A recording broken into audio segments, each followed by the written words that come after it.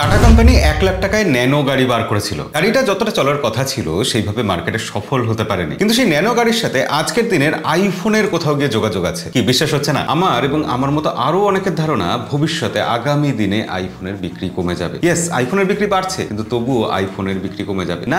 Innovation কম হচ্ছে বলে কমে যাবে এরকম একেবারেই নয়, কিন্তু তবুও আইফোনের বিক্রি কেন কমে যাবে আজকের ভিডিওতে সেটাও বলবো আপনাদের। ন্যানোর সাথে আইফোনের কোথায় যোগাযোগ থাকতে পারে সেটা বলছি, তবে তার আগে আপনাকে আমি 2007 সালে নিয়ে যেতে চাই। 29শে জুন 2007 স্টিভ জবস স্টেজে উঠে তিনটে জিনিস একসাথে লঞ্চ করলেন। একটা বড় ডিসপ্লে যুক্ত টাচ কন্ট্রোলড আইপড। তার আগেও আইপড ছিল, কিন্তু এরকম আইপড ছিল না। তিনি লঞ্চ করলেন একটা ছোট ডিভাইস যার মধ্যে ইন্টারনেট কানেক্টিভিটি আছে, এবং অবভিয়াসলি তার সাথে তিনি এমন একটা জিনিস লঞ্চ করলেন যে জিনিসটা দিয়ে ফোন করা যায়, কল করা যায়। এতক্ষণে ধরে ফেলেছেন, জিনিসটার নাম আইফোন। অনেকেই মনে করেন একটা ডিসপ্লের মধ্যে শুধু একটা বাটন আছে আর সেখানে টাচ করে সব কাজ করা যাচ্ছে। এরকম ডিভাইস অ্যাপল প্রথম নিয়ে এসেছিল বলে সবার তাক লেগে গেছিল। না, ব্যাপারটা একেবারেই তা হয়নি। অ্যাপলের আগে এলজিও এরকম টাচ কন্ট্রোলড ফোন নিয়ে এসেছিল, তার নাম ছিল প্রাডা। কিন্তু এই যে অ্যাপল একটা টাচ কন্ট্রোল ডিভাইস তার মধ্যে তিনটে জিনিসকে একসাথে যুক্ত করে দিল, এটা সবাইকে তাক লাগিয়ে দিয়েছিল। তারপর আর কি, অ্যাপল প্রশংসার বন্যায় ভেসে গেল, হু হু করে আইফোন বিক্রি শুরু হয়ে গেল। আমেরিকার মানুষের হাতে হাতে আইফোন ছড়িয়ে পড়লো। অ্যাপল ব্যবসা করলো, সফল হলো।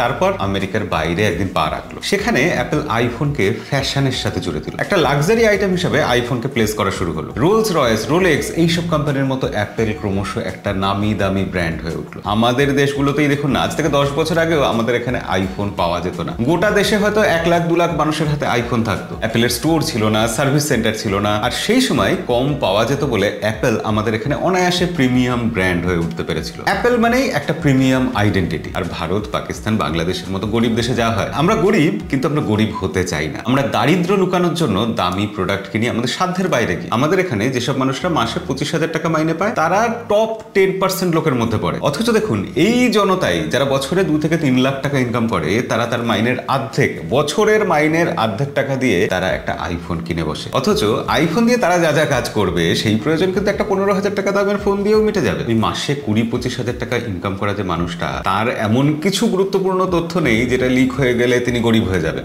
এমনিতেই গরিব। ফোন যদি একটু স্লো চলে, তার কাজ এমন কিছু দেরি হয়ে যাবে না যার জন্য তার লাখ লাখ টাকা লস হয়ে যাবে। কিন্তু আফ্রিকার একটা গরিব দেশের মানুষ যার বছরে ইনকাম 40,000 টাকা, সেই মানুষটার কাছে একটা আইফোন কেনা মানে স্বপ্ন পূরণ হওয়া। আইফোন আমাদের ইমোশন বিক্রি করে, সেন্স অফ অ্যাচিভমেন্ট বিক্রি করে। আইফোন একটা স্ট্যাটাস সিম্বল, একটা লাক্সারি প্রোডাক্ট। একটা গরিব মানুষ যখন একটা আইফোন কেনে, সে তখন তার দারিদ্রতা লুকিয়ে ফেলতে পারে। হ্যাঁ, ঘটনা এটাই। আমরা আমাদের সামাজিক আর্থিক অবস্থা লুকোনোর জন্য, শো অফ করার জন্য আইফোন কিনি, এবং আইফোন কিনলে সেটা করা যায়। কিন্তু স্বাভাবিকভাবেই প্রশ্ন আসবে যে লাখ টাকার স্যামসাং এর ফোনও তো আছে, 1.5 লাখ টাকা দিয়ে ফোল্ডিং ফোনও তো কিনতে পারি, তবুও সবাই আইফোনের পিছনেই কেন পড়ে আছে? আমরা কেন শুধু অ্যাপলকে, আইফোনকে টার্গেট করে এইসব ভিডিও বানাই? আসলে স্যামসাং বা অন্যান্য অ্যান্ড্রয়েড ডিভাইস সেগুলো 10-20 হাজার টাকাতেও যেরকম পাওয়া যায়, তেমনি 1 লাখ 1.5 লাখ টাকাতেও পাওয়া যায়। একজন ড্রাইভার আর তার সওয়ারি দুজনেই যদি একই কোম্পানির অ্যান্ড্রয়েড ফোন ইউজ করে, তাহলে তাতে সেই ফোনের ইজ্জত বাড়ে না, বরঞ্চ কমে যায়। তাই এই দেখনদারির দুনিয়ায় আইফোনের ভ্যালু বাড়তেই থাকে। আর যখন আইফোনের ভ্যালু বাড়তে থাকে, সেটা ফেক ভ্যালু হলেও তখন সাধারণ মানুষ, একজন ড্রাইভার, একজন অটোওয়ালা, একজন রিক্সাওয়ালা, একজন দিনমজুর, একজন মাঠে কাজ করা কৃষক, তারা দেখে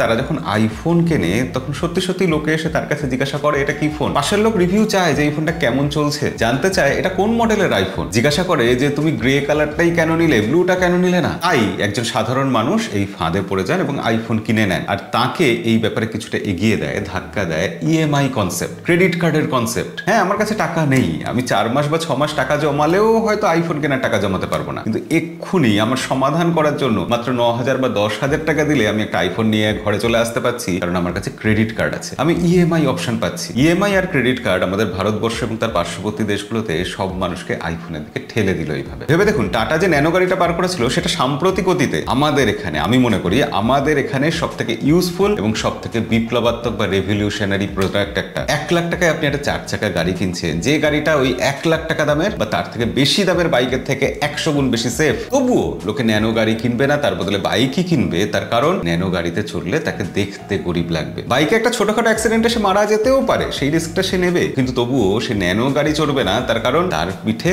গরিব মানুষের স্ট্যাম্প লেগে যাবে। 2020 সালে ইন্ডিয়ায় সব থেকে বেশি বিক্রি হয়েছিল যে ফোনটা, তার নাম Redmi 9A, দাম 7,500 টাকা। 2022 সালে সব থেকে বিক্রি হওয়া ফোনের নাম iPhone 13 এবং তারপরেই ছিল iPhone 14। হ্যাঁ, কোনো প্রো ফোন নয় কিন্তু 2023 সালে সব থেকে বিক্রি হওয়া ফোনের নাম iPhone 14 Pro Max এবং তার ঠিক পরেই ছিল iPhone 15। অর্থাৎ যে 7,500 টাকার ফোন সব থেকে বেশি বিক্রি হতো, সাধারণ মানুষ সেখানে একটা ফোনের জন্য 70,000 থেকে 1.5 লাখ টাকা অব্দি খরচা করছে। স্বপ্ন পূরণের জন্য EMI হাতে এসে যাওয়াতে মানুষ যেটা করতে লাগলো, সবাই আইফোন কিনতে লাগলো। এখন ঘরে ঘরে আইফোন। বেকার ছেলে, অটো ড্রাইভার, ছাপরি, টিকটকার সবাই এখন আইফোন নিয়ে ঘুরে বেড়াচ্ছে। কাজ কি? সেটা দিয়ে হয় মিরর সেলফি তুলবে, নইলে রিলস বানাবে, নইলে টিকটক বানাবে। যুক্তি কি? যে আইফোনের ক্যামেরা ভালো, আইফোন দিয়ে ভালো ভিডিও ওঠে। কিন্তু একজন সত্যিকারের কন্টেন্ট ক্রিয়েটর জানেন যে ভালো ক্যামেরা দিয়ে ভালো ভিডিও ওঠে না। ভালো ভিডিওর জন্য দরকার ভালো কন্টেন্ট এবং ক্যামেরার পিছনে যে মানুষটা বসে আছে তার ভিশন, ফটোগ্রাফি সম্পর্কে, ভিডিওগ্রাফি সম্পর্কে তার সেন্স। কিন্তু আইফোন যে এত বিক্রি হচ্ছে, সবার হাতে হাতে চলে আসছে, অ্যাপেল বলছে যে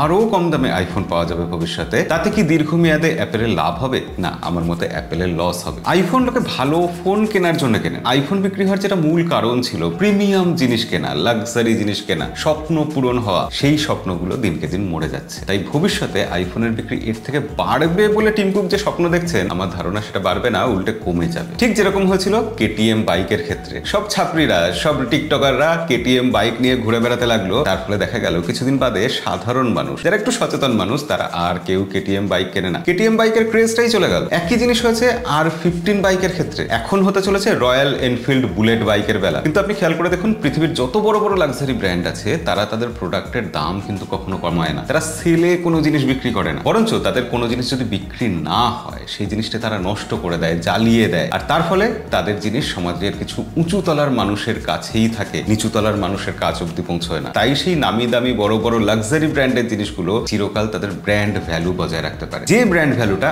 আমার মনে হয় ইদানিংকালে অ্যাপেল হারিয়ে ফেলছে। এবার দেখার যে অ্যাপেল এর থেকে বেরিয়ে আসতে পারে কিভাবে। অ্যাপেল কোনোদিনই নতুন কিছু করেনি, অ্যাপেল পুরোনো কাজকেই নতুন ভাবে করেছে। কে বলতে পারে KTM যেটা পারেনি, R15 যেটা পারেনি, সেটা অ্যাপেল করে দেখাবে। অ্যাপেল কোনো নতুন কোনো রাস্তা পার করবে, যে এই রাস্তা দিয়ে সবার হাতে আইফোন থাকার পরও আইফোন লাক্সারি প্রোডাক্ট হয়েই রয়ে যাবে। এই ব্যাপারে আপনার কি মতামত অবশ্যই কমেন্টে লিখে জানাবেন। ভিডিও ভালো লাগলে লাইক করতে ভুলবেন না, চ্যানেলে নতুন হলে সাবস্ক্রাইব করে রাখবেন। দেখা হবে পরের ভিডিওতে। আজকের মতো বিদায়।